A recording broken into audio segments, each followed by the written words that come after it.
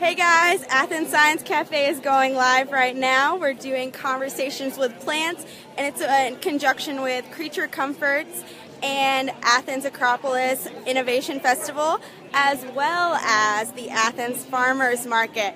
We're about to start. We're getting an introduction right now, so thanks for joining us live, and you can just watch right now. And then if you have any questions during the presentation, please comment on our video and we will ask them during the Q&A, okay?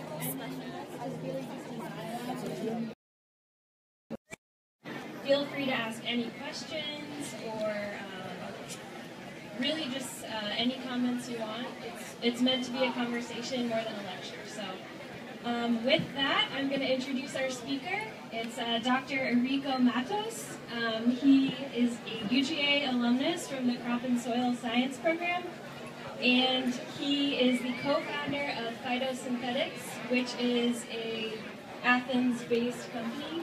He'll tell you a little bit more about their role. So without further ado, Dr. Mattos.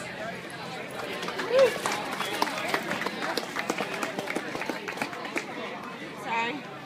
Hey guys. Good afternoon, guys and girls. Good for coming today. Thanks for coming by, taking some time for the Athens Science Cafe. My name is Erico Mattos. I'm an alumni from UGA. I graduated from my PhD in Crop and Soil Sciences. And it's truly a pleasure to be here, see some friends and talk about plants. So just talk a little bit what we have done through these years. And so today is really more conversation, right? That's what Science Cafe is normally. It's not a lecture, it's a conversation. So please feel free to stop at any time and come with questions. If there's something you guys cannot understand, if there's something you guys want to know a little bit more, please go ahead and stop me and come with the questions. Today we have no slides, so it's basically I just have a few notes here. If I forget something, I can use my cheat book here. And I have one of the lights that I use. We're gonna get there later. So just to start, how do we get here to this point? When I was in school here at UGA during my PhD program, we were looking for ways to improve biomass production on plants. And that's when I realized that we can really talk to plants, we can really communicate with plants. And that's what the talk is going to be today. How we talk to plants and how we use technology today to talk to plants. Because it's very interesting and amazing all the things we can do when you can communicate to plants and understand what they would like to do, what they don't like to do, and how then we apply this on practical means to help society and humanity to grow more food using less energy. So we're going to be focusing on lights as well. So during my PhD, going back to the story, during my PhD we were looking for ways to improve biomass production of microalgae. And we were using lights and giving lights to the plants to see how they respond and how we could grow more and more biomass by tweaking the lights. And during this process, we could see that the plants would respond to that. So we would measure chlorophyll fluorescence on the plants, and by measuring the signals, as we give different frequency of lights and intensity of lights, we would see the response and we would change to make the lights better for the plants and try to grow more using less energy. From that first step, we decide to change and apply these for higher plants, so plants that are growing in greenhouses. I don't know if you guys are familiar with that, but plants, they can really sense the environment. They have several ways to sense the environment around them, and they can respond to that. So a few examples before we jump into the technology and what we can do with them. Plants have photoreceptors, which is very nice because if you tweak the lights, and that's how they evolve during nature, they can sense when it's day, when it's night, if it has more light, less light, which colors of light they are sensing around. So if you play with the lights, you can really shape the way you're going to grow your plants. You can accelerate the growth of your plants, but at the same time, you can really make bad things. And that's when it's really important to understand all the signaling process and how we use them. So just a few examples what you can do with lights and plants. Plants can sense blue light, for example. There are cryptochromes. Those are some pigments some plants that they can sense the blue light. And more blue light they sense, shorter they are. So what is the implication of that? If you're trying to grow seedlings, for example, and you grow cuttings, you don't want your plants to stretch too much. You want to keep them shorter. And then you can cheat nature, if you will. During the sunlight, if they get too much far red light and red light, they're going to stretch. They think they're in the shade. So you apply some blue light and the plants keep really short. And that's a direct radical application to improve your production system, grow more plants using less money. Another example is the red light. So plants have the cryptochromes, which are the blue sensors, and they also have phytochromes, which are the red sensors. When they sense the red light, that's a very interesting mechanism in plants. The same sensor that can sense red light senses always far red light. So they can sense red and far red. Now let's take an example. If you get some of these leaves here, that's true for any kind of plant, any kind of leaf, and for algae as well. If you take this little plant here, it's full of chlorophyll. Chlorophyll is the green pigment that gives the green color for plants. It's reflecting the green light. That's how we see it's green. But it's absorbing really well red and far red light. Sorry, just the red light, not the far red. So what happens here is, if you have one leaf on top of another leaf, the one on top will absorb red light really well. As it absorbs red light, it lets the far red pass through. And all this is coming from the sun. We got everything coming from the sun. Red, blue, far red, green, yellow. As the far red passes by and the red light is absorbed, the plant below realizes it's on the shade. There's something blocking the red light, it's on a shade. What is the mechanism that they have evolutionary to grow and survive? They're going to think, look, I'm in a shade, I need lights to photosynthesize and grow, so I better grow, I better stretch. And what the plant does, they start to stretch to go out of the shade and be able to intercept more light, so that they can photosynthesize and survive. So that's very interesting and very important for us, the engineers and the scientists that are trying to manipulate the light to grow.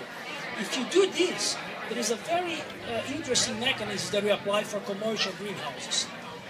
Let's think about again the red and far red. At the beginning, we would like to give the plants more far red light, so it thinks it's on the shade. As the plants thinks on the shade, they're going to grow really fast because they want to get out of the shade to intercept light.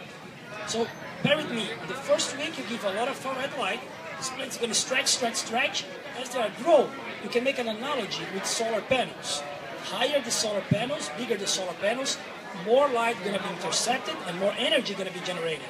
So you do this at the beginning, they start to intercept a lot of light and grow. When you get to a good size, you stop the red light, the far red light, and then you come with the red light and all the other colors. So now I have a big solar panel that can grow a lot and the plant is going to grow really fast. Now what happens if you don't do this well? If you keep giving these plants the wrong colors of light, they're going to keep thinking they're on the shade, they're going to keep stretching, keep growing. Now you have a leaf that is awkward to sell. They do not look well.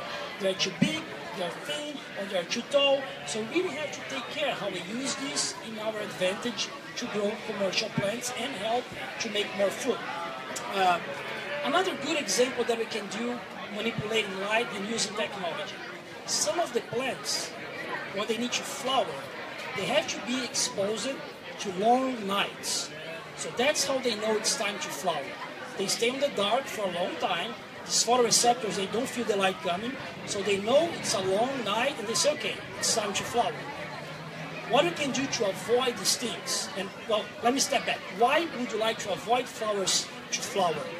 Because if all of them flower at the same time, now you have a huge supply and your demand gonna go down. So you wanna manipulate that. So we can avoid these plants to flower by poking them during the night. So we are really jerks working with the plant. You go there when the plant is sleeping, and during this long night, you just give a little bit of light. During the long dark period, you provide a little bit of light on the right wavelengths, the red and far red. So you're going to say, look, it's a little bit of light. You actually wake up the plants during the night, and by doing that, you can avoid these plants to flower. So that's another very practical application on how to keep flowers, making them flower or avoiding them flowering during certain times of the year. So those are just some applications that I that you can think about, using the blue light, using the red lights, using the far red light. What I'm going to talk to you today is how we took all this science behind the plants, physiology, engineering, and we are converting this into a practical system to grow plants in greenhouses and help growers to grow more and more plants using less and less energy. So let's step back and think, what is necessary for the plants to grow? They need water, they need nutrients, they need CO2, and then they need light to power photosynthesis. With this light, they're going to take the CO2, combine it with the water, and make biomass. So during this process, we know that lights are important. If you want to speed up the process of food production, you can give more light, and the plant's going to grow more and faster. Now, what is the problem with that? If you're going to give artificial light, you have to pay for that, right? Light's not free. The sun it is. But if you want to give more, you have to plug your lights on the outlet, get electricity, and make these plants grow. What we're trying to do is talk to the plants, understand exactly how much light these plants need using technology, and then providing the plants just the necessary amount of light, so then the growers are not wasting energy. They can get to the goal, which is grow more food, faster, better quality, but using not so much energy. Because there is a point of diminishing returns. Right? If you keep giving energy, they're going to grow. But you're paying for this energy, and then you spend more money giving the energy than you can get out of your plants. So using the technology that we develop, we monitor how the plants use light. How we do this? We provide some lights to the plant, and we measure fluorescence. Fluorescence is a part of the light that is absorbed by the plants and re-emitted. By measuring this little parameter, we can tell how the plants are using the lights. The light that is being absorbed is going to photosynthesis, or it's being wasted as heat. And that's really important because it's an intrinsic characteristic of the plants to protect themselves against too much light, is waste light as heat. Let's go back to our example with these little buddies here. So the plant cannot move, right? It's here all the time. If I am on the sun right now and I'm not liking this, I come to the shade. That's fine, I'm good. The plant can do this? No, it's stuck in there. So how the plant can survive under high light and low light? It needs these mechanisms to adapt to when it's too much light, they have to protect themselves, just like a sunscreen, if you will. And when there is not enough light, they have to be really capable to collect all this light and make sure they can use all this energy to grow. So there is a point in which these plants waste too much energy, and there is a point in which they use really well. So our first step is to monitor this whole process. By giving light, by giving the plants different amounts of light, we can establish what is the point that the plants say, look, I'm good now. You're giving too much light, or you're not giving too much, or here, yeah, just enough. That's what I need. So our technology identifies this point where the plants say, that's how much light I need, and then we bring to the table other aspects that the plants cannot tell us. For example, what is the price of energy that you're paying?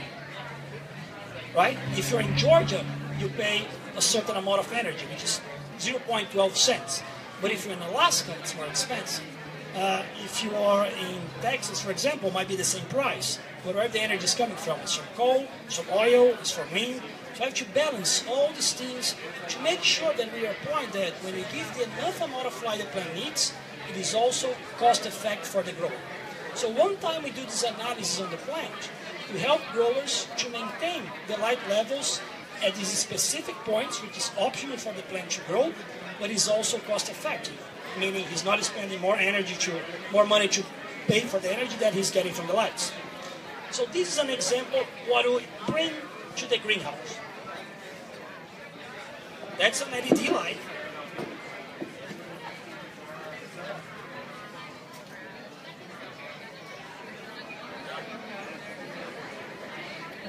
I hope it works.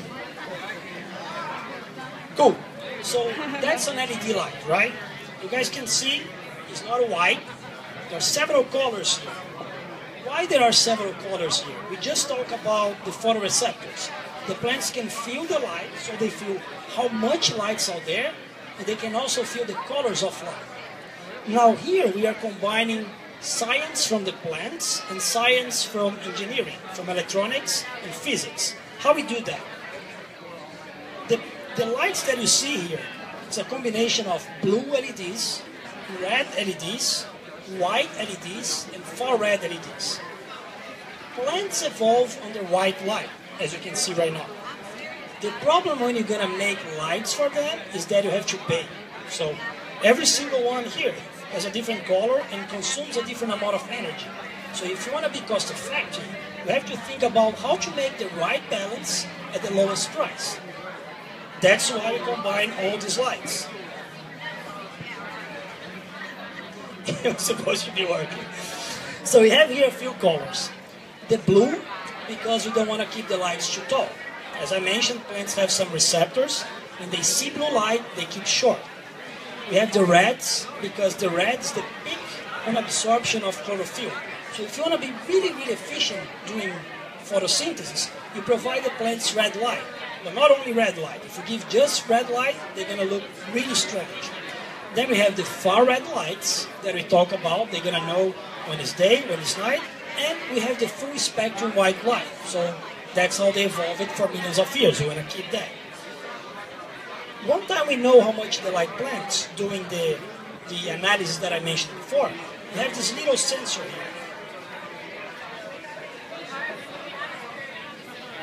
So this little black box has a photosensor, and you can see how much light the sun is providing.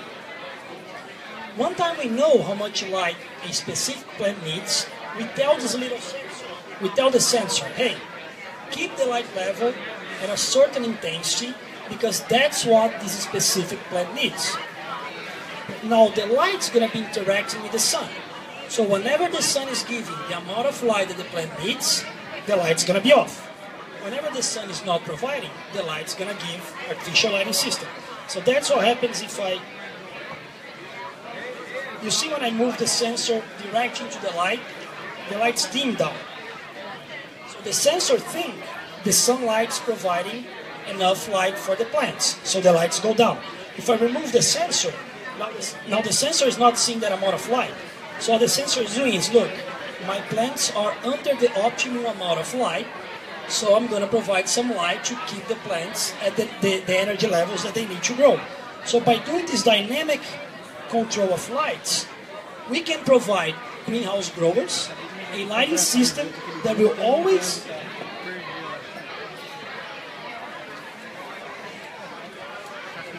before I destroy my own light here. Cool. So by using this sensor and programming the sensor with the information that we found analyzing the plants, we can tell the greenhouse grower to keep the light levels always at the optimum amount. So he will only just pay for the energy that is exactly the necessary amount that the plants need to grow. So by doing that, he's gonna get to the same growth as he could, the maximum amount, in the shortest amount of time, but using the less amount of energy as possible. So at the end of the day, you're gonna be able to sell more plants quicker without wasting a lot of money on that whole system. Now, what is cool about this technology is that by doing that, we can now make in any lighting system very customized to any kind of plants. So one time you have a system like this, you have your lights in the greenhouse, and that works for any kind of plants, where the science comes behind all that. You have the plants, your lights at the greenhouse. When you have the sensors, we can analyze any kind of crop and program the sensor any way we want. So now the same light sensor and the same light system will fit exactly the plants that you have. So you're always going to have the most effective lighting system to your conditions. That's pretty good because different places have different conditions. So if you are in Georgia, you're going to need a certain amount of supplemental light, not much today. Now it's like 6:30 or 7, you still have a lot of light. But if you are in Alaska, it's going to be very different. Or if you're here growing lettuce, and now you want to grow petunias or tulips, whatever you want to do, it's going to be very different. So the whole idea here is to use technology to understand the plants, to communicate with the plants, and provide them the most effective system for growers to grow plants and increase food production using the less amount of money and energy that we can. So I think that's basically what I have to say on the system and on the science behind the plants. If you guys have any questions, I'll be very happy to take. Sure. What's the cost of this little setup that you have here? All right, so the question is, what is the cost of the setup that we have here? The cost is about $400. I don't want to go down that way because I'm not supposed to sell anything. But it's a good curiosity. So let's make this commercial question into a science question. Okay? It's good, this question actually. $400. If you ask these growers here, everybody here, ask them how much it costs to grow these carrots. It's already pretty expensive. So if you want to make your production better, how are you going to do this? Probably the price you're going to pay for a supplemental lighting system is higher than you can afford. So that's when the science comes into place. We're using science to really understand exactly how much light your plant needs and try to reduce the costs of using a system like this and make feasible for farmers that could not before use and now they can. So that's the goal of the whole science behind everything. Let me run and then I come back. Is that okay?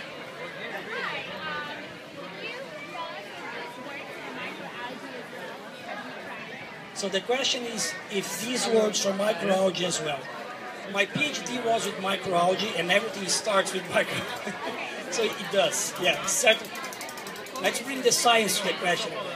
The whole idea of the light system and the lighting analysis that we do is based on chlorophyll fluorescence.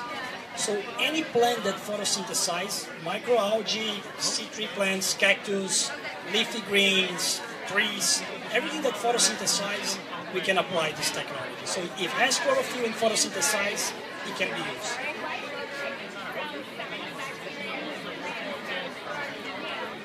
Okay, I'll do this and then I'll follow up. Why do I change from cyanobacteria to plants? Goes back to his question. Grow algae is already expensive in photobioreactors. So the only way, if you want to make a company out of that, someone needs to buy. And to buy, you have to grow plants and something more expensive. Thanks.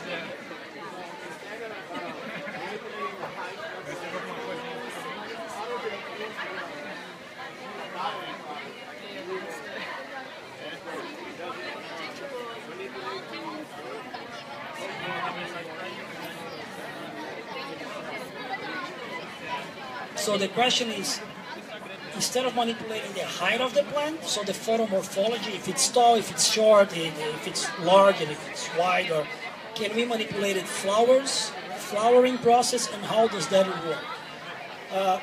So some of the plants, they have, not some, all the plants have photoreceptors, so they have pigments that they can feel which color of light is around and how much light is around.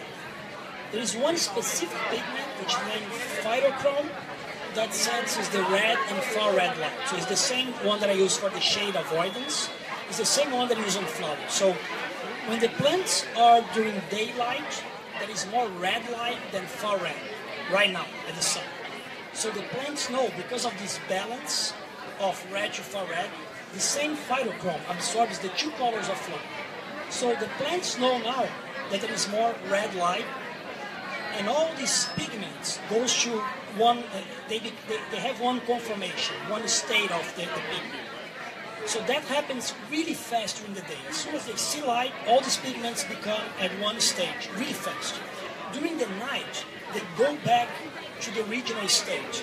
That's a slow process, going back. So they go really fast to one stage during the day, and they take a long time to come back during the night. According to this time that takes, so the period of darkness will tell how much is converted. If the night's long, lots of these pigments will become to the original stage, and then the plants know it's time to flower. If the night's short, you don't have enough time to convert all these pigments, and they know it's not time to flower. So that's when the light comes in. We try to use different colors of lights to trick the plant into a longer night with a short night actually. So you can do this with the lights, and you can also do nutraceuticals if you want. Another good example for how can we use lights to manipulate plants is lettuce. Some of the green lettuce, if you provide a lot of blue light at the last day of cultivation, they turn purple. So you basically activate the carotenes on the plant, which are pigments. So it goes back to the question, you can do growth, or you can do nutraceutical compounds, you can do pigments, you can work with many aspects of it.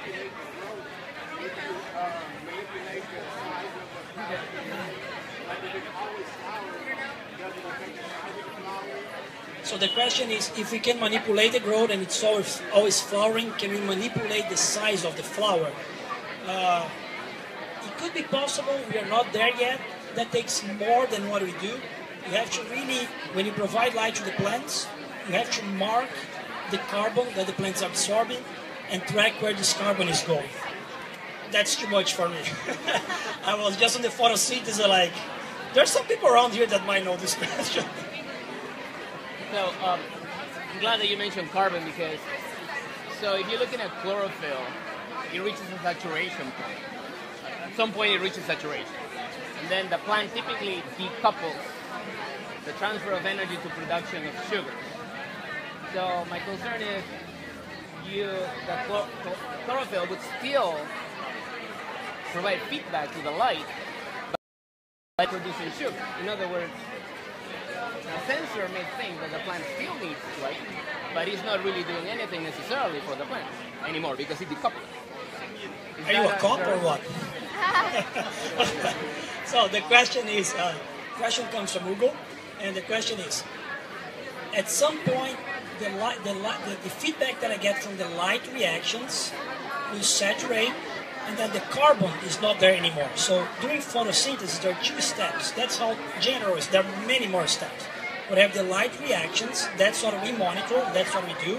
And then we have the dark reactions. That's when the carbon is really fixated and makes biomass. So during light reactions, you create energy molecules, and dark reactions, you fix these carbons. And the question is, if the carbon is not there anymore, is this signal really useful? And that's a great question. There are limitations for our methods, and we run into that. So what we normally tell growers that would like to use this is if they have carbon-enriched environments. So they can saturate the air with CO2, and that's a common practice in greenhouses.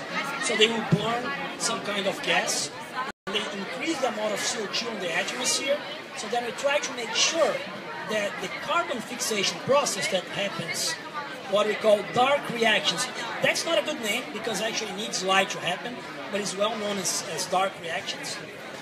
We make sure there is enough carbon there to drain all this energy that is being produced during the light reaction. So I think the answer yes. The answer is we don't get this high precision system, but that's a beginning to provide growers with something.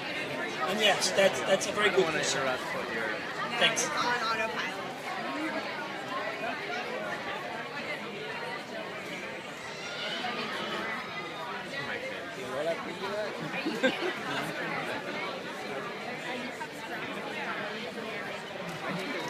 Oh, there. Okay. Sorry, I didn't see him. My puppy's frozen. Oh, yeah, well, I'll get one more. It's for the dog. It's for the dog.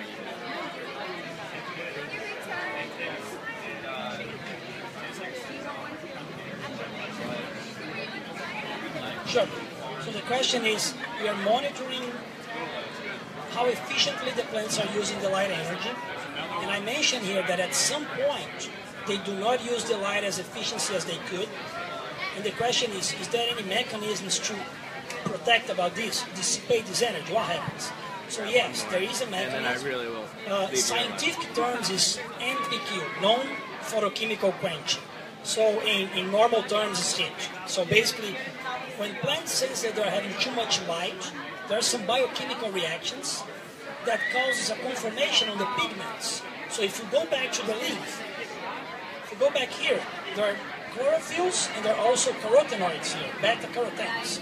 So what happens when the plant senses there is too much light, there is a biochemical reaction down here that two of these pigments, the beta-carotene and the chlorophyll, they bind together and they change the conformation.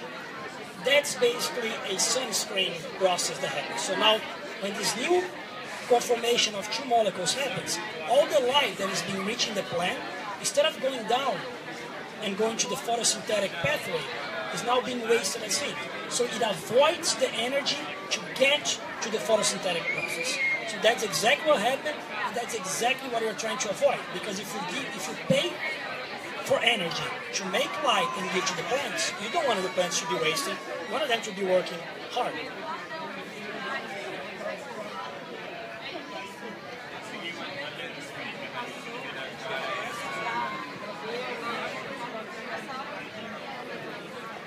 So the question is, the fluorescence comes from this binding?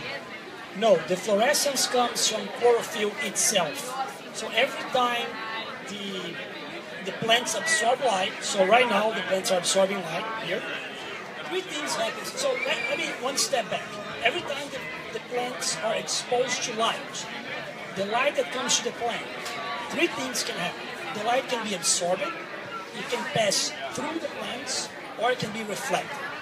So from these three ones, we are looking for absorbed light. So the light that is being absorbed, three things can happen. It can go to photosynthesis, it can be wasted as heat, as we just talked about, or it can be re-emitted as fluorescence. So that's on the chlorophyll. That's the whole pattern. So if we step back to the previous question, when they do this binding and changing the conformation, the light that is now being absorbed will never go to photosynthesis. Will be wasted as heat, and that happens. That makes the chlorophyll signal goes down.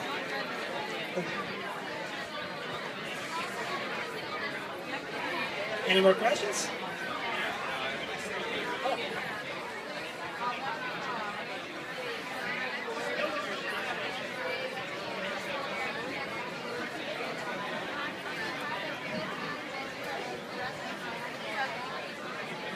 You guys should work on the industry. So the question was, this sensor here, it monitors the sun that comes from the light. It comes the light that comes from the sun, and then tells my light how much to supplement. The question was, can you monitor fluorescence in real time? So that was the initial idea. When we decide to, when we develop this technology and we say, hey, let's make a company out of that, that was the idea. Now, we really realized, we quickly realized that's not feasible to do this at the greenhouse. So to do that, I would like to invite everybody here. You can look for Michael. So you might be mad on me by doing that. But Michael is the postdoc at the lab here, the plant physiology lab at UGA. And there we have the system that does that. So the first step of the technology, where we monitor fluorescence and we do all these calculations, come from this guy. So Michael is responsible for that. To do this, we need a chlorophyll photometer, we need fiber optic cables, we need photosensors. It's just more expensive than a grower can afford. So unfortunately, we are not there yet. But the long term of the company is to get there. But forget about the company. The long term of science, and for the future of greenhouse, if we have something like this at the farm, that would be awesome. But it's not effective yet. So it can be done. We do this on the lab, and then we do this as a model, and we just take the information out of that, and we push into the lines. It's just to become more feasible.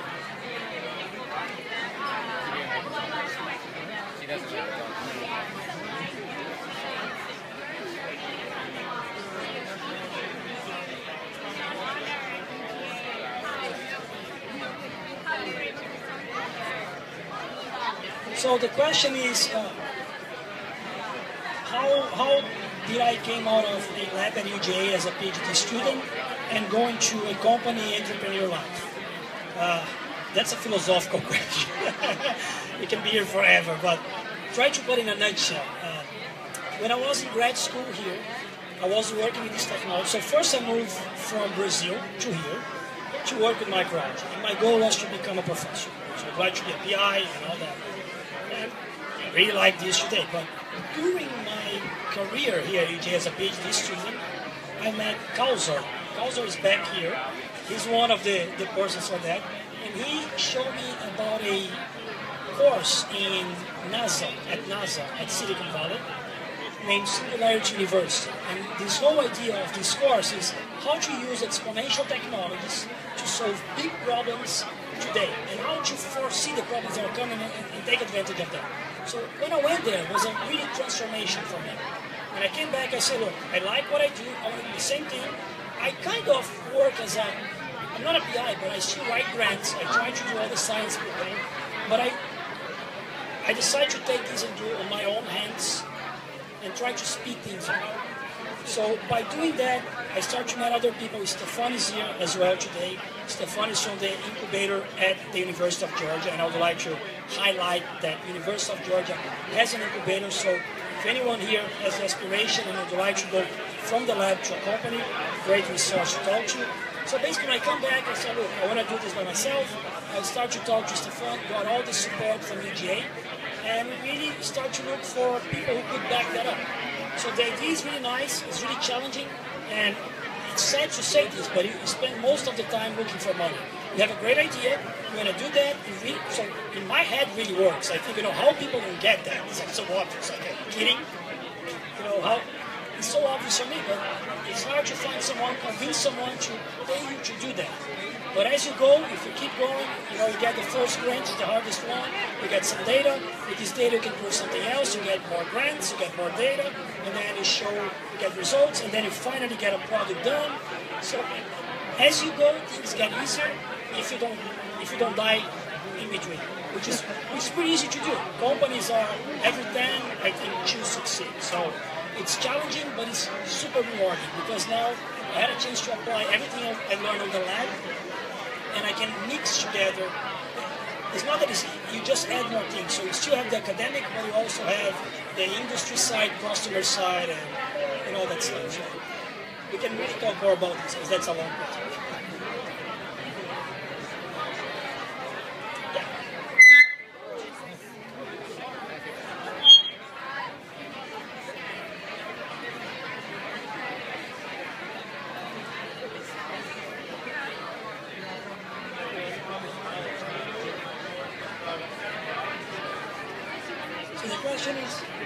If I see a future for combining this technology with renewable fuels, can renewable fuels support this kind of technology?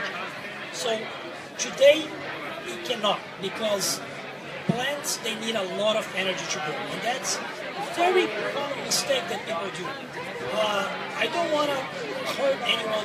I'm going to get to the end of the question. Let me just get a detour and go back. I don't want to hurt nobody's feelings here. But there is this whole idea of the vertical farming, we're going to save the world, and to be honest, I start with that. So if I go back on my first speech to the company, I was doing the same thing. Look, 9 billion people in a few years, there is not enough food, there is not enough land. A few flaws with that whole theory. First of all, we spend much more, we waste a third of the food that we produce. So if you want to feed the world, let's stop wasting food, first of all. Second one, if you want to do vertical farms, we're going to be able to grow leafy greens today. Why leafy greens? Because plants take a lot of energy, going back to the question. To grow plants, you need a lot of energy. They need a lot of light to grow. People who come up with this idea of vertical farm, I haven't met one yet. If you guys met one, let me know. They're not farmers. They are IT people. They come from software companies. They make the school software, the school technology, and say, hey, now I want to grow plants. But they are not farmers, they don't know about plants. They learn the hard way that is not feasible.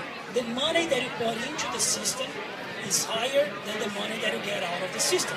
Because you spend a lot of money making the system and on the energy consumption than the money that you get selling the food. Now, guess what? Which one is the #1 factor for energy consumption? Lights. It's 30 to 40% of the whole cost of making a vertical farm is lights. So, for the question, can we power lights using renewable sources? We can. Not today, so we will be there. Today we can. I think the answer for this question is, how can we get there? It's a better answer. I'm not going to say yes or no. Let me step back. Not yes or no. But how can we get there? What can we do to make this happen? One of the steps is exactly what we're trying to do. We are trying to understand how much light the plant needs and do not give anything else. So if we can do this, we can reduce the amount of energy to power lights. So that's the first step. So if you need less energy, now you're closer to the sustainability of the system. The second step is with the physicists and all the other people, is making aeolic energy more efficient, making solar panels more efficient. It's just, there are two lines, right? You get these renewable sources getting more efficient, and you have technologies like this making plants, making less energy intensive systems to meet the plant's requirement. Whenever these two lines cross, now we have a sustainability system. We get a sustainable system. Another thing we can do is combining lights with the sun. So for greenhouses, it's much closer. Because for greenhouses, you take the sun as much as you can, and then you need a little bit of energy to supplement. Now, for truly indoor vertical farm, it might take a little bit more time. Does that answer your question? Thank you. Yeah.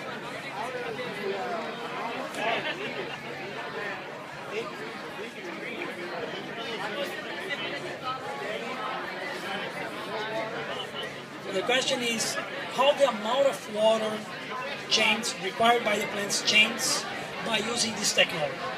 So it's basically a twofold question. One good advantage of LEDs is that they do not emit infrared. So when people say LEDs are more efficient, they do not produce heat. That's a lie. They do produce heat, but they produce heat here, on the back. So you see, this light's kind of heavy. There are not many LEDs here. You see how small are the LEDs? You see how big is the heat sink? That's to dissipate the heat. So they do produce heat that goes on the back of the light. So because they are not emitting infrared, which is heat, down the plant, they're going to need less water because they are not as hot as they would be with another source. Now, I think that the most important part of the question is, if you make your plants photosynthesize more, they're going to consume more water in relation. So they have the stomatas. If the stomatas are open, because they have all the good conditions to photosynthesize, water is going out. So it's a ratio. So they photosynthesize less, they use less water. They photosynthesize more, they use more water. But the ratio is the same. You're not going to have a relative increase. You're going to have a total amount because they're photosynthesizing.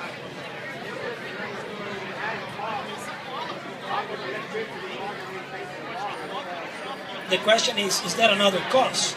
Water is super cheap.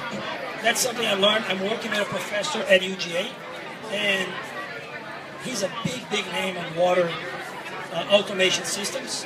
One of the things they found, sadly, is that people don't care much because it's cheap. So they can use a whole bunch of water. If it's cheap, who cares? I'm not saying I don't care.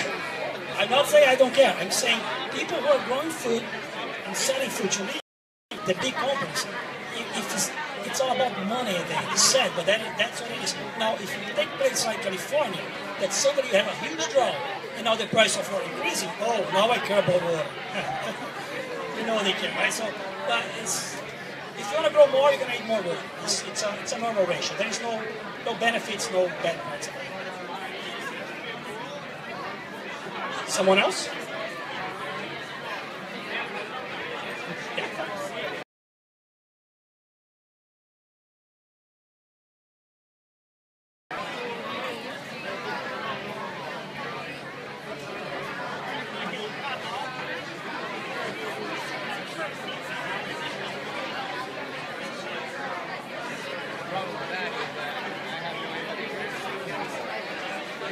So the question is, we're doing a model at the lab and then trying to take this model into the greenhouse.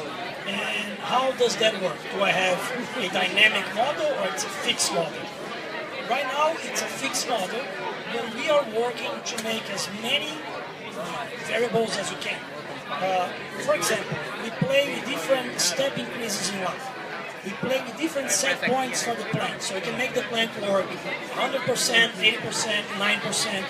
And then what we're trying to do is bring in value tags on that to see how much energy can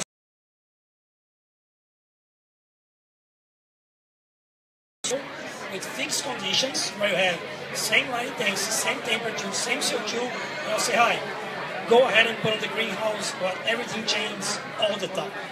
It's a huge challenge. We don't have all the answers, but that's the first step. So as a first step, we've done these with several species, so multiple species, and different light intensities. Temperature the same, CO2 is the same. More time we do, more research we do, we want to incorporate this model, these predictions, these calculations, we want to make them more complex, to try to get close to reality, but we're never going to be able to do that. It's impossible. Yeah.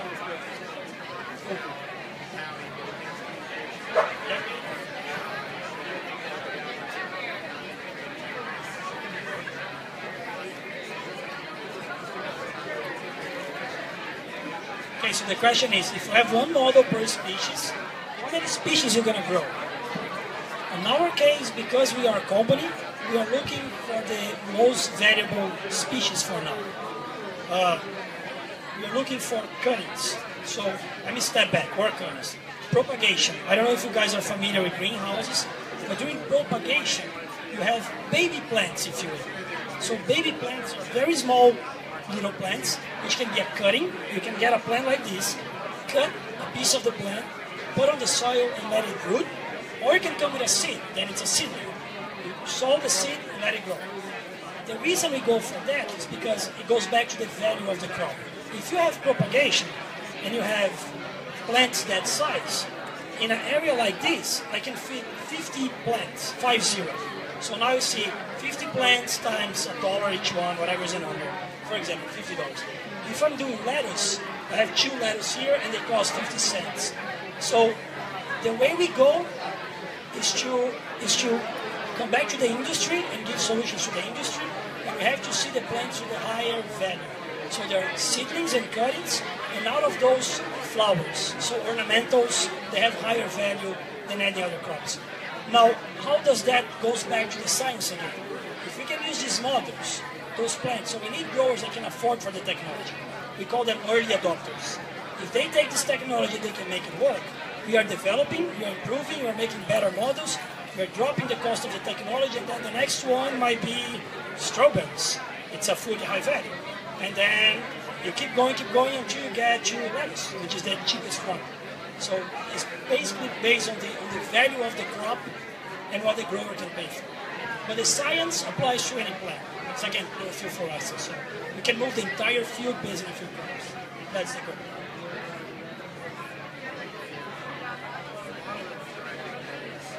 Cool guys, so I hope you guys enjoy. That's the farmer's market, great place to talk about food and light and technology. If you guys have any other more questions, feel free to reach out to me. I'm going to be hanging out here. If you guys want to come to the lab, I point to Michael Martin. I don't know if you're going to be happy with that or not.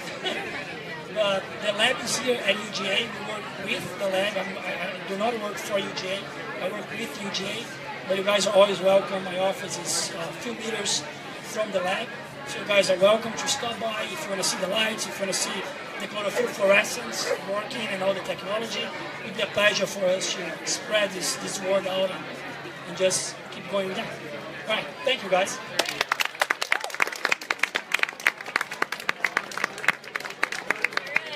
So thank you, Dr. Mattos. So again, I just want to thank you guys all for coming. And at this time, I want to thank our sponsors again. So Athens Farmers Market and the UGA Science Library. Also, fun fact, this is actually part of Acropolis Month here in Athens. And Acropolis is a brand new innovation festival. It's all month long. And as a part of that, we'll actually be holding 2 cafes in April. So our second cafe will be on April 24th. It's a Monday. It'll be at Little King's at 7 p.m. and it'll be with Dr. Juan Gutierrez. He's going to talk a little bit about modes of thinking, so it should be interesting. So once again, thanks to our sponsors and thanks to Creature Comforts for having us here. As of right now, all cafes are free for you guys, and we thank you for donating generously. We do have a donation box over here if you're interested. Thanks again for coming, and I hope you had a great time.